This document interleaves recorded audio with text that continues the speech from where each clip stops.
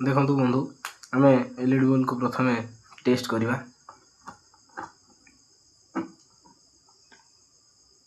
ये बल्बटी पूरा भल अच्छी।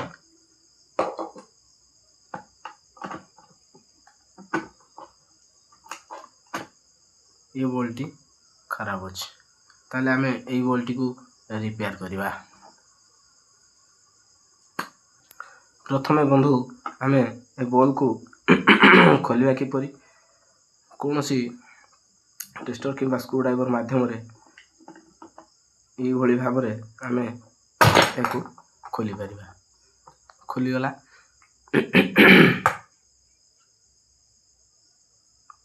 अबे आम देखा ए कौन खराब अच्छे।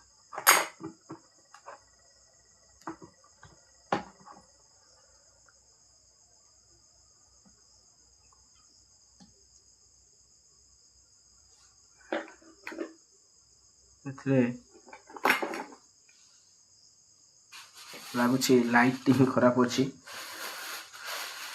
एलईडी बल्ब मात्र दुईटा जिनिस को नहीं होता है। गोटे हूँ ये लाइट आउ या भितर थिबा यही मेसीन। ये मेसीन जदि खराब होता है ताले मेसीन चेंज कर देवा द्वारा ये लाइट पूरा भल हो जाता है। आम देखा बर्तमान एथिरे कोता खराब अच्छी, लाइट खराब अच्छी कि ये बोर्ड खराब अच्छी। से हमको प्रथम टेस्ट करने पड़ो लाइट खराब अच्छी कि मेसीन खराब अच्छी। प्रथम हमको टेस्ट करने पड़ो ये जगह को सठिक से वोल्टेज आसुची कि नहीं। से आम एक हल्का शॉर्ट कले एक आवाज हवा दरकार। आवाजटा भी भल हवा दरकार जहाँफल जना पड़ो जे मेसीन टी ठीक अच्छी बोली।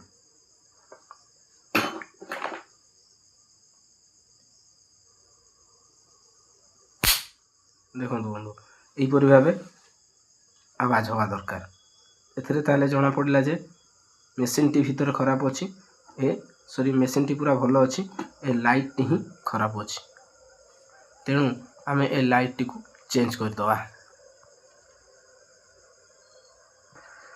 से आम प्रथम लाइट टी को सोल्डरिंग आयरन माध्यम कनेक्शन टी को खोलीदवा।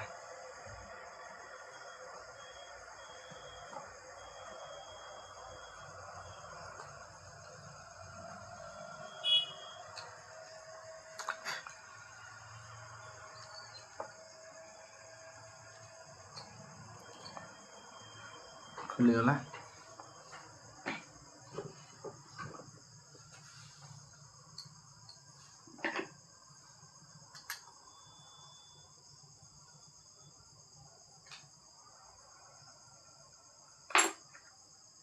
खोलीदेले। एबे आमे ई लाइट जगह एक अन्य एक नुआ लाइट लगेगा बंधु। यहीपरि भाव बजार रे आमको किणवा पड़ो यही लाइट जार मूल्य आमको 5 ରୁ 7 टଙ୍କା भितर आसीबो। एबे एको आमे फिट करवा।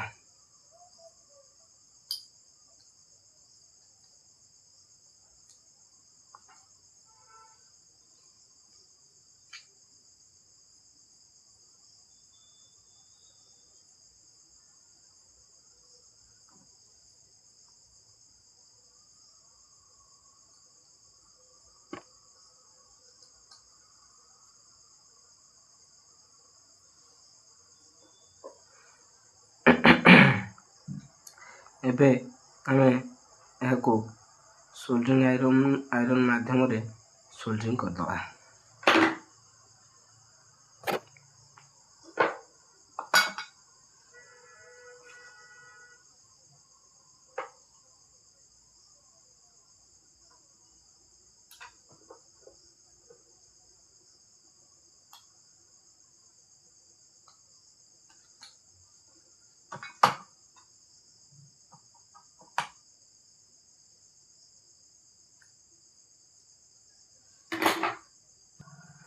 मुझे को सोल्डरिंग आयरन माध्यम सोल्डरिंग करदेली।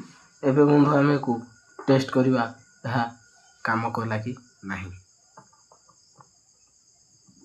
ଦେଖନ୍ତୁ ବନ୍ଧୁ, ବହୁତ ଭଲ ଲାଇଟ୍ ହେଉଛି। କେବଳ କନେକ୍ସନ୍ ଟିକେ ଲୁଜ୍ ରହିଛି। ହଁ, ଦେଖନ୍ତୁ ବନ୍ଧୁ, ପୁରାପୁରି ଭାବେ ଉଜ୍ଜଳ ଭାବରେ ଏହା କାମ କରୁଛି। ଆପଣ ବି ଚାହିଁଲେ ଏଇଭଳି ଘରେ ଏହାକୁ ରିପେୟାର କରିପାରିବେ। ଆଜି ପାଇଁ ଏତିକି, ପୁଣି ଦେଖା ହେବା ଆଉ ଅନ୍ୟ ଏକ ଭିଡ଼ିଓରେ। ରହିଲି। ଜୟ ଜଗନ୍ନାଥ। ନମସ୍କାର ବନ୍ଧୁ, ଜୟ ଜଗନ୍ନାଥ। ବନ୍ଧୁ, ଆଜି ଏକ ନୂତନ ଭିଡ଼ିଓକୁ ଆପଣମାନଙ୍କୁ ସ୍ୱାଗତ। ବନ୍ଧୁ, ଆଜି ଆମେ ଶିଖିବା ଘରେ ବ୍ୟବହାର ହେଉଥିବା LED ବଲ୍ବ ଖରାପ ହେଲେ ଆମେ କେମିତି ତାକୁ ରିପେୟାର କରିବା। ଦେଖନ୍ତୁ, ମୋ ହାତରେ ଏଇ LED ବଲ୍ବ ଅଛି, ଯାହାକୁ ଆମେ ଘରେ ବ୍ୟବହାର କରନ୍ତି।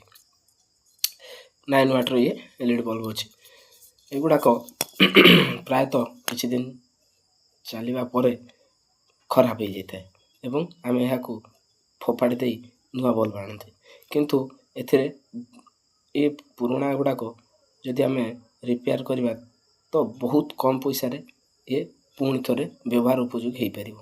ଆସନ୍ତୁ ଦେଖିବା ଆଜି ଆମେ ଏ ବଲ୍ବ କିପରି ରିପେୟାର କରିବା।